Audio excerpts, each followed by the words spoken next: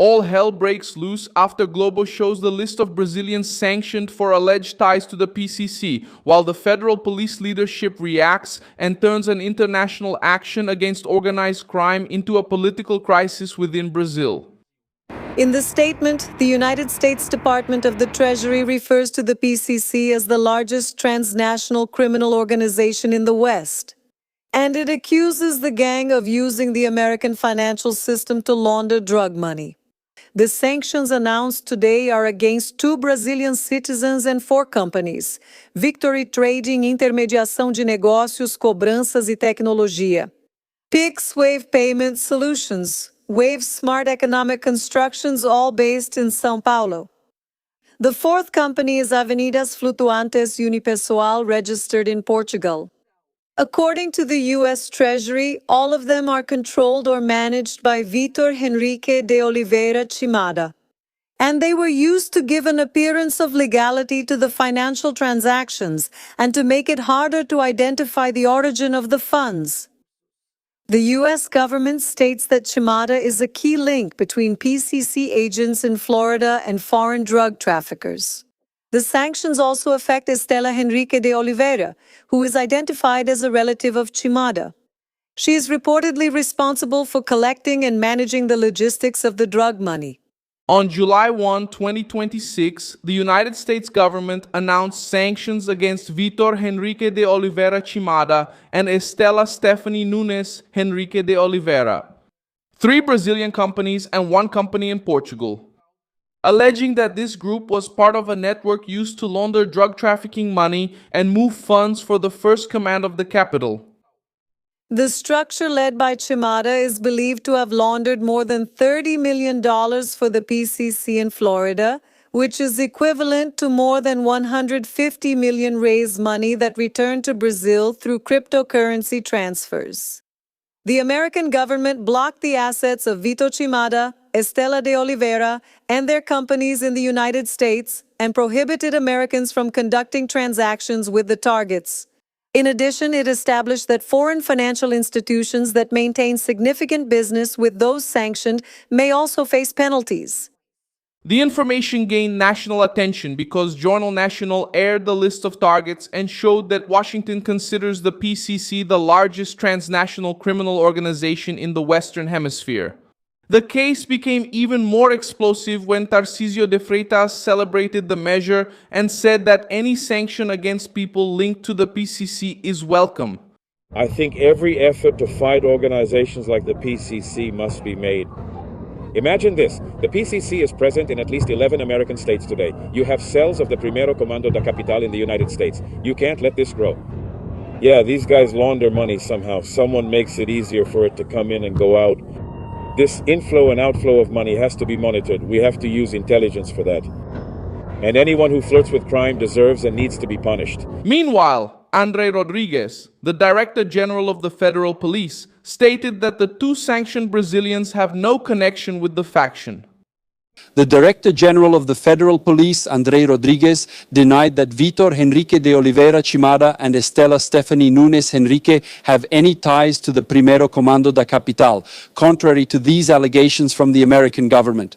So the Brazilian government is avoiding a very strong public reaction, but says it is concerned, worried that this could spread to other sectors of the economy and also affect the system. Eduardo Bolsonaro also joined the political reaction and denied having requested tariffs against Brazil, saying that his pressure was for Brazilian elites to hold the Supreme Federal Court accountable. That's where the question remains. What does this list reveal? Why did the federal police react? How will the Lula government explain this embarrassment? I'll tell you all about it in a moment. If you like this kind of straightforward and no-nonsense content, consider subscribing, because here we have videos like this every day. In practice, the assets and interests of these people and companies under United States jurisdiction are frozen, and American citizens or companies are prohibited from doing business with them unless they have specific authorization. Washington claims that Chimada was a key link between PCC operators based in Florida and foreign traffickers. According to the US Treasury, the network allegedly laundered more than $30 million in illicit funds generated in several US cities and used cryptocurrencies to send money to Brazil. The allegation also points to Estela as a relative and close associate of the companies. And used cryptocurrencies to send money to Brazil. Operation in logistics services for collecting cash. The American government did not treat the case as a minor suspicion. It treated it as part of a transnational crime system that uses companies, accounts, financial technology, and international routes to hide dirty money. The most significant point came when the United States Treasury itself described the PCC as the largest transnational criminal organization in the Western Hemisphere and said that the faction represents a real and growing threat within the territory. The statement specifically mentioned activity in Florida, money laundering from drug trafficking, and global expansion with a significant presence in countries such as the United Kingdom, Turkey, and Japan.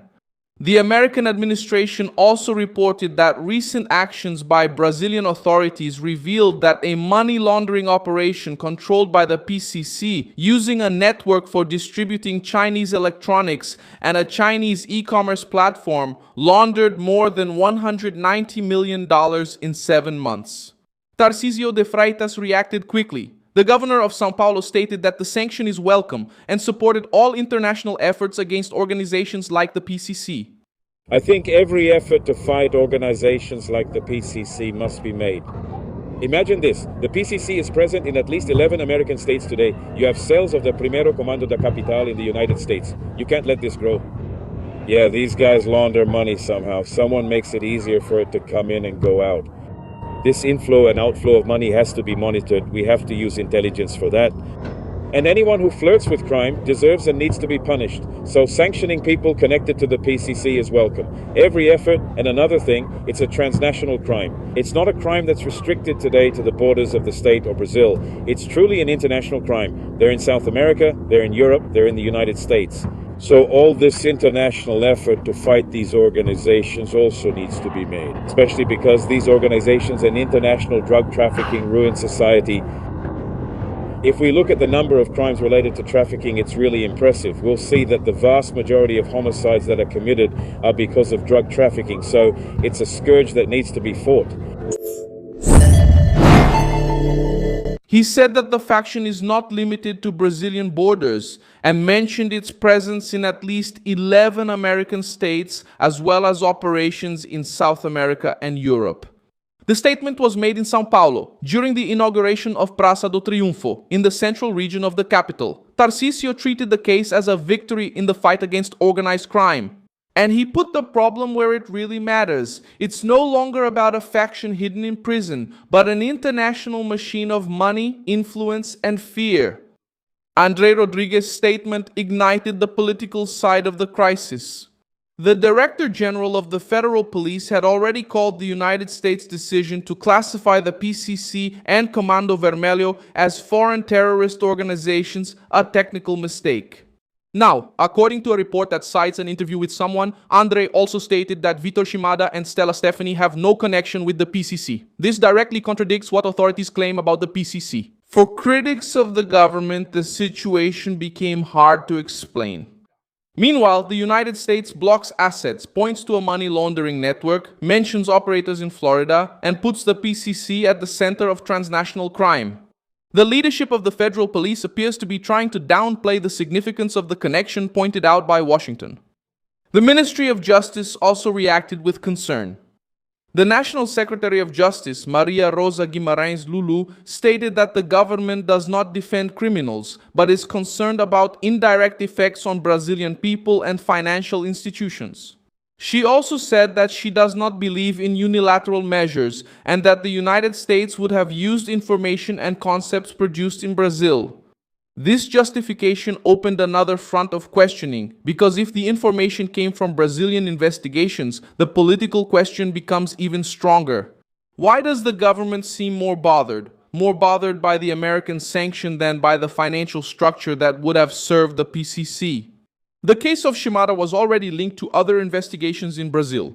He was placed in pretrial detention in December 2024 in an investigation into money laundering related to the Corinthians and Vadebet case. Then, in January 2025, he was placed under house arrest for a short period and obtained habeas corpus upon payment of bail. According to the investigations and information released in January, he was sentenced by the 4th Federal Criminal Court of São Paulo to a 5-year sentence in a semi-open prison regime for money laundering. But he remains free while the case proceeds, does not use an electronic ankle monitor, and is prohibited from leaving Brazil. The Brazilian investigation does not state that he is a member of the PCC, but indicates that he was allegedly part of overlapping financial flows with people and companies mentioned in investigations about the faction. Eduardo Bolsonaro got involved in the case from another side of the crisis. It's clear that we never asked for tariffs, not now and not last year. I've always talked about this. Last year I said, let's make lemonade out of these lemons. Let's pressure the Brazilian elites to approach the Supreme Federal Court. Because Trump was clear, right, that he's putting tariffs on Brazil because of persecution by Moraes, because of the censorship happening in the country, which even happened during the 2022 election, and now it's no different. You know, we see the fake news media saying that Brazil was hit with tariffs. When Brazil wasn't actually hit with tariffs, there's just a recommendation exactly for these reasons. After a year of investigation, Section 301 concluded that Brazil censors freedom of speech, obviously, right? It's always the conservatives, only the conservatives, who are being politically persecuted. And there's a lack of action against corruption by Lula's government. And that's what's moving the United States to recommend a tariff. But before this tariff, before it can be implemented, because it depends on Trump's signature, the United States follows due process, unlike the Brazilian Supreme Court, and opens it up for a public hearing. He denied having requested tariffs against Brazil and stated that his comment about turning lemons into lemonade was a way to pressure Brazilian elites to knock on the door of the federal Supreme Court. And the key point is this: before even speaking, Flavio already scores a goal for Brazil. What kind of goal is that? He managed to stay alert and had the energy to cross the ocean to come defend Brazilians so they wouldn't be taxed, while Lula's government didn't send absolutely anyone. In other words, what we've always said is now confirmed. Behind the scenes, Lula doesn't do anything because he wants this tariff. You have no idea about the conversations here with the American authorities. The guys just can't believe it. The US is investigating and discussing various issues, but when Lula meets Trump, it's not a problem. Lula simply goes there to say, Trump, hey, stop fighting with China. Hey, Trump, respect Iran's sovereignty. Hey, Trump, don't do anything against Venezuela. Look at Cuba. So he goes there to defend the dictatorships. No. At the most precious moment, he has to speak with the president of the world's greatest economic and military power. Look at how many things he could talk about, that he could mediate, that he could request. And he goes there and doesn't. For you fishermen who is still suffering today with the tariffs, or for you who export wood or stone or iron ore, etc., you let that blow up.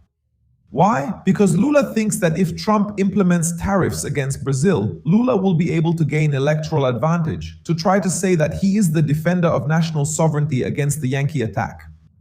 Meanwhile, on the other side, right, Flavio wants the tariffs because he recently met with Trump. That's a lie, and it's been proven. Flavio goes to the United States to defend Brazil because Lula doesn't care about Brazil. The statement tries to dismantle the narrative used by opponents who try to blame him for American economic measures against Brazil.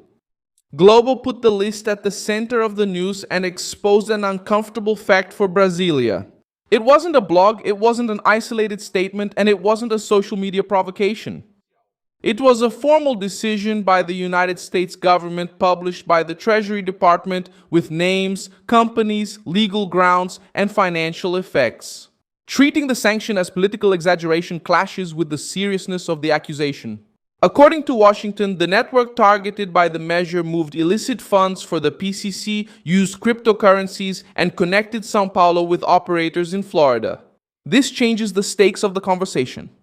The crisis is worsening as organized crime shifts from being just a security issue to taking center stage in the fight for power, money, and reputation. The PCC was placed by the United States in the category of transnational threats. Tarcisio celebrated the action. Eduardo Bolsonaro defended himself against the accusation of having requested tariffs. The leadership of the federal police contested the connection of those sanctioned with the faction. Lula's government tried to speak about caution, indirect effects, and cooperation. But the list has already been published, the names have already been revealed, and the American message has already been sent. Anyone identified as a financial supporter of the PCC can be targeted outside Brazil. If the PCC has become an international threat, why do so many people in power seem more scared of the sanction than of the criminal organization? Thank you very much for watching this video until the end. Support our project and contribute financially through the Pix key that appears on your screen. We are an independent channel focused on keeping you informed with the truth. Your contribution helps us keep going.